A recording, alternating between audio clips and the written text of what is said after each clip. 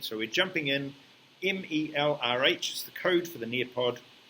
We do that. That would be awesome. Right. Now, we've been looking at international trade. We've been thinking about absolute and comparative advantage. We've been thinking also about specialization and globalization.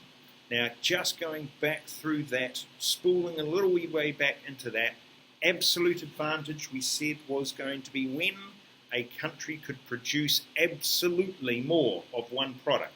And typically, when we look at it, the reason why they're able to do that is because they have lower costs, right? Lower average costs.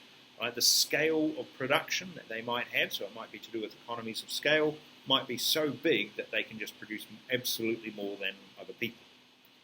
Now, that happened quite a lot, particularly in the early days of trade, where you had big countries and small countries, and they were producing different things. So the examples you've got there, you've got the USA and Brazil, looking at cars and bananas. And you see that the USA can produce absolutely more cars than Brazil, and Brazil can produce absolutely more bananas than the US. So it makes sense in the example that you're given for the US to specialize in the production of cars and for Brazil to specialize in the production of bananas. So they're specializing, which means that they then focus the majority of their production on that product and generate a surplus from the product, right? Generating a surplus from the product and trading that surplus for those revenues. So the idea of specialization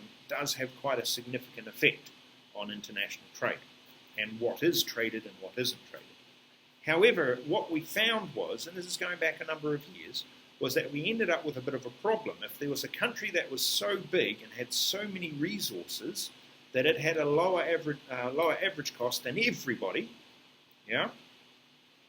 If it had a lower average cost than everybody, then what might happen, oh, hello, Aman. What might happen is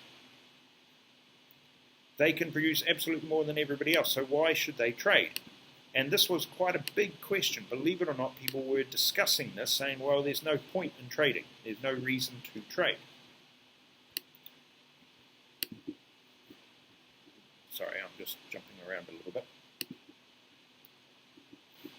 Back to here. All right. So the US was a classic case. Right? Russia would be another case where they are so big, their economies of scale are so enormous, the resources that they have pretty much everything that they could possibly need to produce anything that they could possibly want. Right? So their average costs are lower than pretty much everybody else in the world. So why would they want to trade? That was the big question that was seriously debated a number of years ago. We ended up, where's it gone?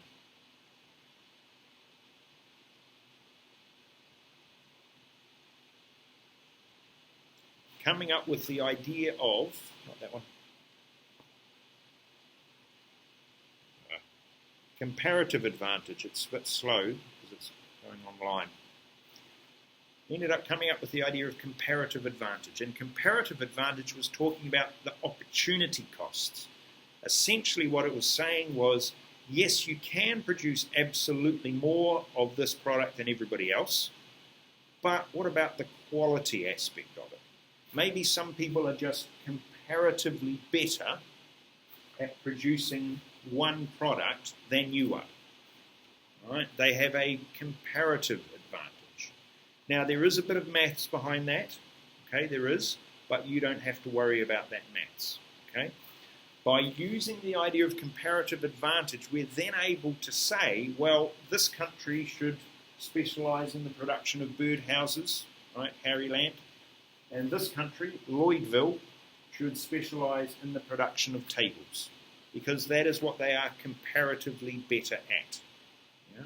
So again, specialization introduces itself into the idea of trade. There's an impact from this. So even though countries are absolutely more able to produce perhaps more of everything, there is a comparative advantage discussion that we can have which gives us justification for saying that they should still trade with the world. Okay? That's where this is all going. There are a few video clips, etc., that we're unable to show because of the streaming, so we can think about those. We've posted those into the site, right? So we can have a look at those perhaps a bit later.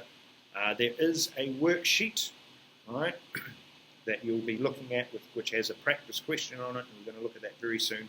I would like you just very quickly to fill in the blanks. Right, so here's the sentences. You put the words into the sentences where you think they should best fit. And I'm going to give you, I think, 30 seconds. Have a go at that one. Ready, and go.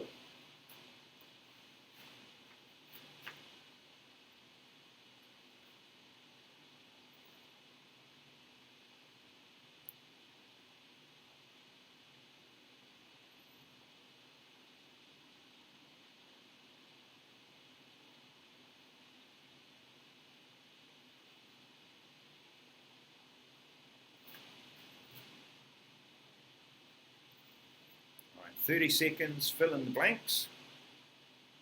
Move the words into where you feel they best fit in the sentences. Won't take you long.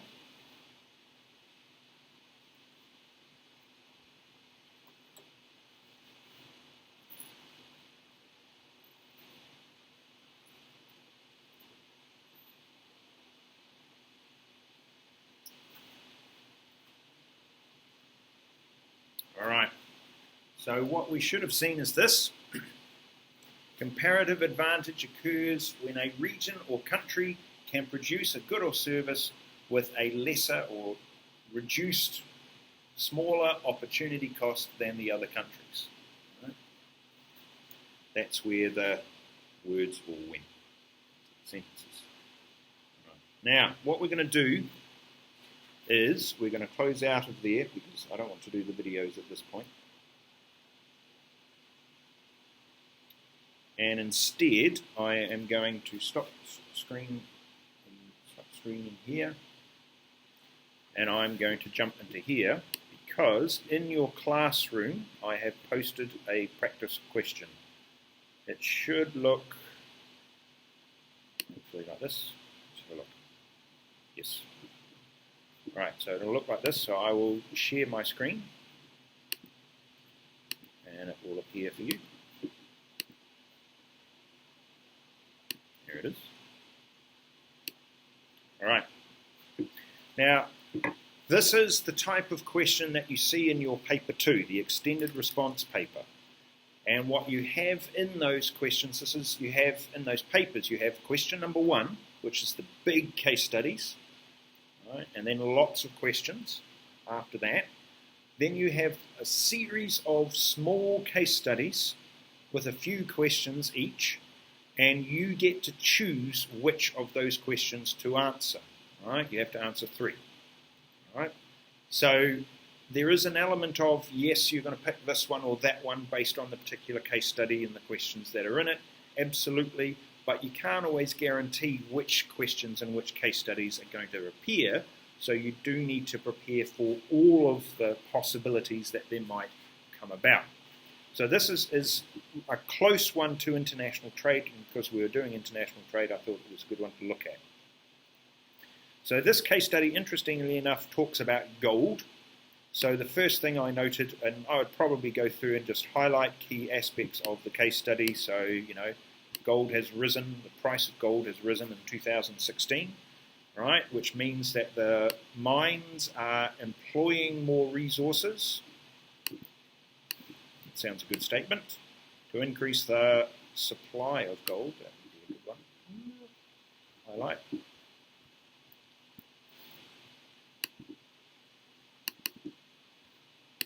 And it says the level of competition in gold production varies in different gold producing countries. So we know that there's an economic term here that would be good to perhaps bring up sometime. A number of countries, including India, have imposed a tariff on imported gold. Right. So a tariff is one of those protectionist trade policies that we discussed. A tariff is a tax on imports. So these countries are putting a tariff, a tax on imported gold. So I've put a few questions in. The first one is A. Now A says this: identify. So the exam command term is identify. All right. Oops. Make bigger. Now when you see an exam command term that says identify, you immediately know that all they're wanting you to do is to state or give. Right? So they're wanting it not to be explained. They don't need an explanation. They just want the key piece of information from the question put down on the page, just almost bullet pointed, right? But not with bullet points, because examiners don't like bullet points. So it says to identify, and then it tells you how many.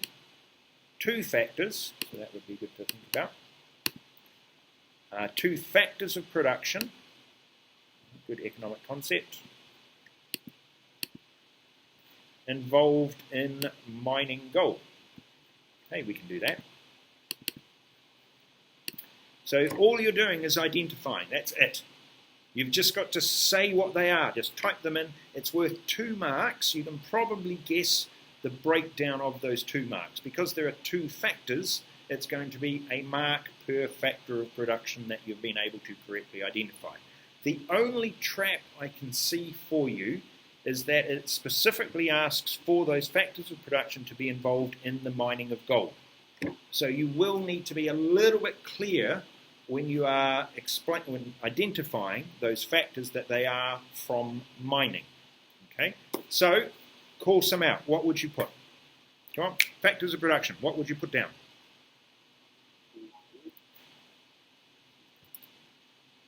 Might need to be a bit loud so I can hear. No, I didn't hear that one, sorry. Call that out again. Land, I was saying land. Yes, land is indeed a factor of production, but we need to have a factor of production that is involved in the mining of gold. Right? Oh, by the way, this document is in the classroom. You've all got access to it. You can open it. All right? It's there. Is that all? Oh, I don't really need to do that. Oh, right, a minute. I'll make it open.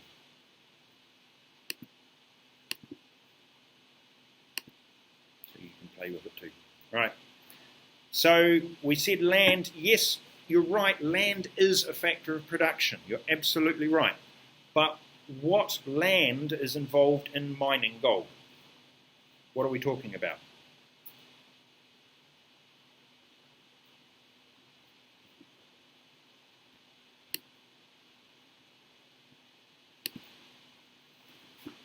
Yes, labour, absolutely, but what labour? Capital, yes, right, but what capital?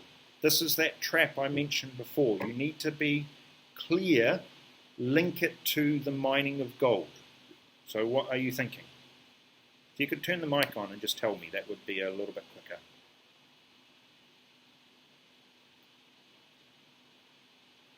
You know, like you do in class, you just say the answer.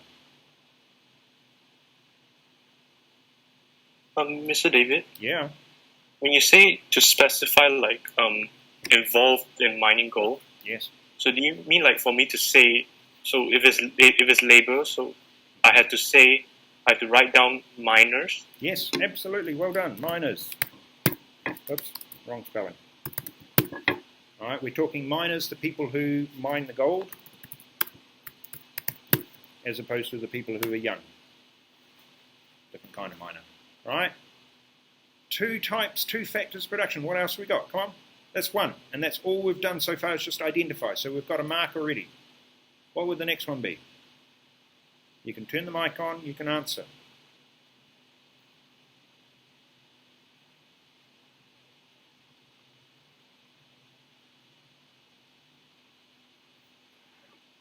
The equipment they use as capital. Yes. I don't know what it's called, but those. Yes, you're absolutely right. Well done. It's called the equipment they use. Yeah. Any ideas what it might be called? Anybody played Minecraft?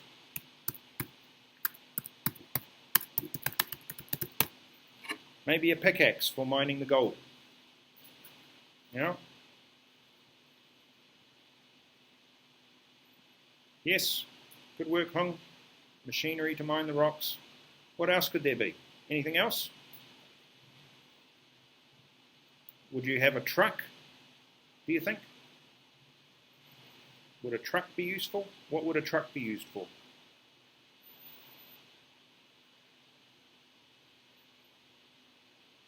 Yes. Now, the trap you fell into was just using the term of the factor of production as opposed to identifying that it was a mining of gold. These 2 marks, you'd have, 3 minutes in the exam maximum to answer that. It should take you at most 1 minute to write that down. And by doing that, you would save yourself 2 minutes, which you're then able to use for later questions. Or, if you like, coming back and double-checking your answers. That could be another use for it. But 2 marks, straight away, bang, bang, done. The next one, a little bit more complicated, because look at the exam term. The exam term says explain. Explain 2 reasons why a government may impose a tariff on imported gold. Now, we said that a tariff was a tax.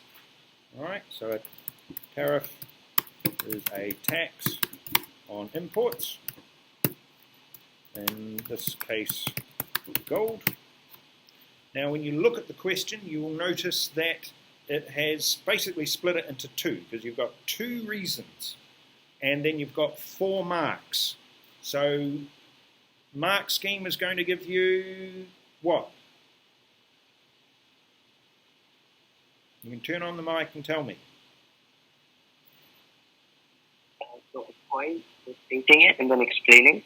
Yeah, absolutely. And there are 2 reasons, so you're going to get 2 marks per reason. So you get 1 mark for the identification and 1 mark for the explanation. All right? So why on earth would they put a tax on imported gold? Well, if they are a gold-producing country themselves, what are they wanting to do? Why would they put a tariff on?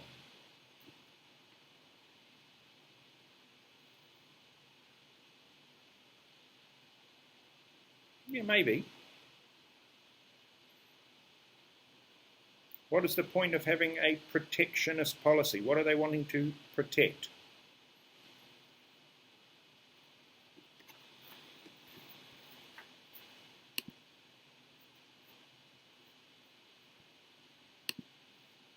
What do you think?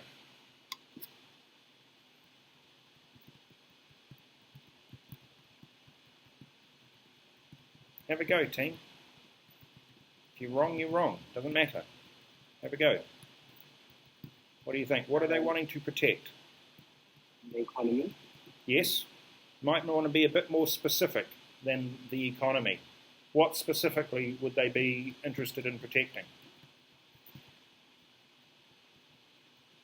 There's a word beginning with E.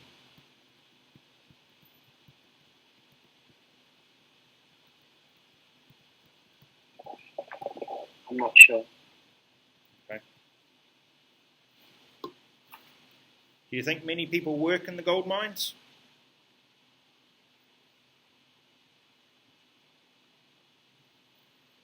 And if there was a lot of competition from overseas gold being imported into the country, what would happen to their jobs?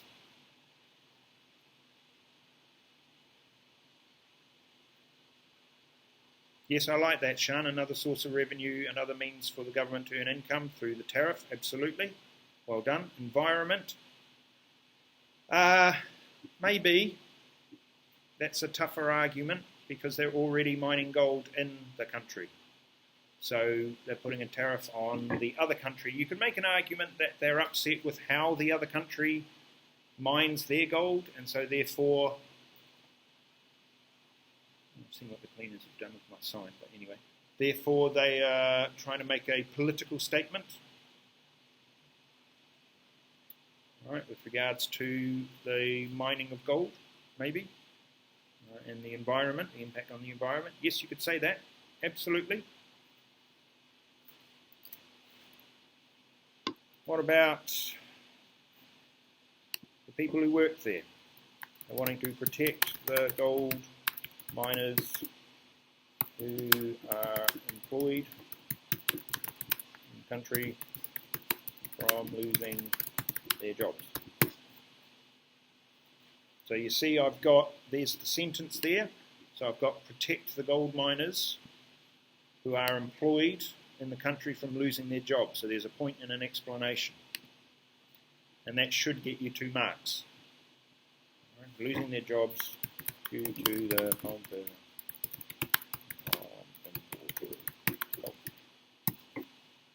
That's better. It's a better explanation. Right, you could also make the argument that they're trying to protect the people who work in other industries that rely on the gold miners and the gold miners earning an income. You could make that as an argument. Right. You could also make a political argument.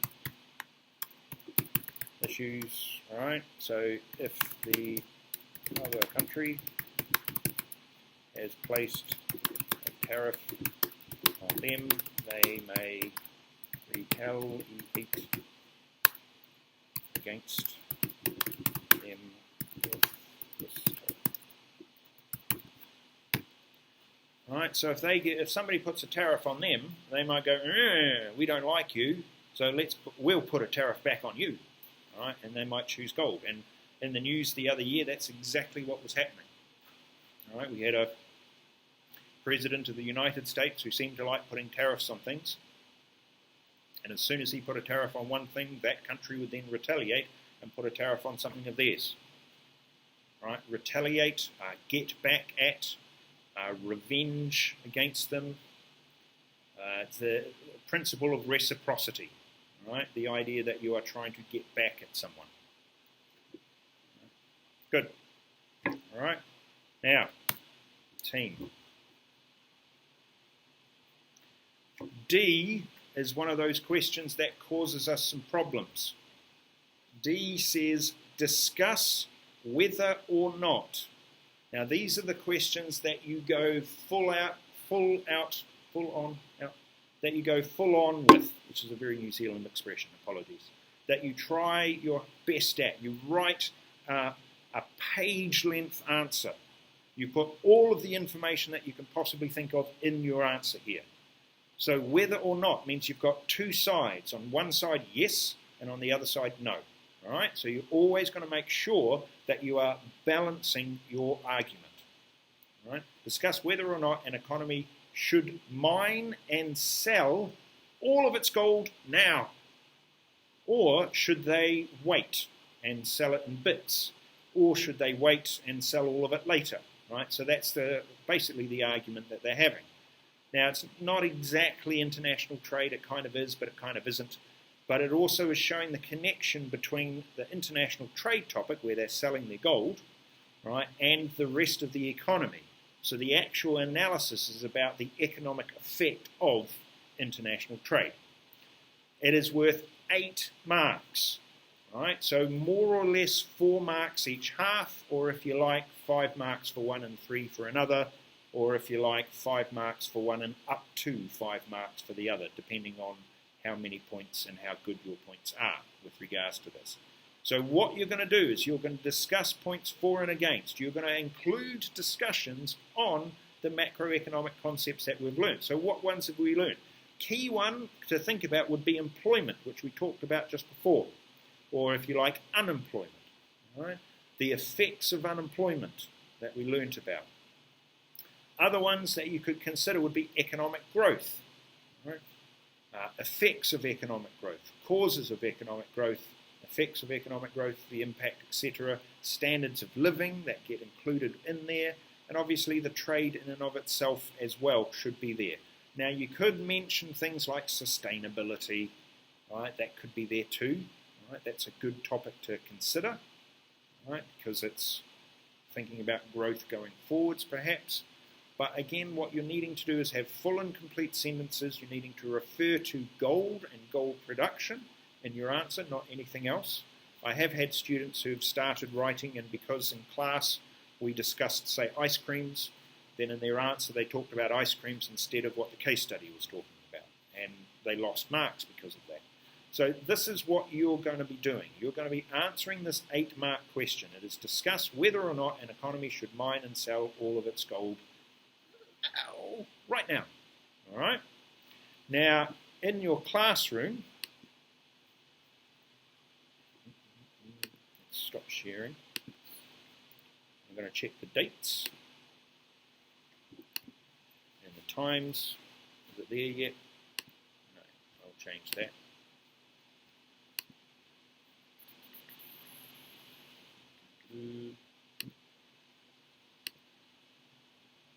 Today it is.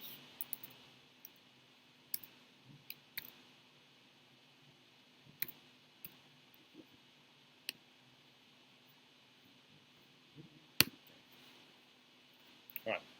So what's going to happen is in the classroom, that practice question is going to pop up. Now, you've already answered the first couple. It's the 8-mark question that I'm wanting you to work on, because that is the key skill that you need to develop, or one of the key skills you need to develop in the lead up to your mock exams. It is writing an extended response answer, including all of the macroeconomic effects that we have, right, and being really clear and precise in your answers and linking it back to the case study. That you're going to need some practice on, okay? Now, in your mock exam, it might be that some of you are using computers. It might be that some of you have extra time. All of that we can take into account. Under the normal set of circumstances, 8 marks, right, is what that's going to be 12 minutes, thereabouts, of time. It's how much you'd have. Now, I'm not putting a time on it, okay? You can write as much as you like. You can take as long as you want. I'm not worried about the time constraint at this point. I just want to see you write. But the caveat is this, ladies and gentlemen. I'm wanting to see you write. I'm not wanting to see Dr. Google write. I know Dr. Google. I know how Dr. Google writes. I'm wanting your thoughts on the page.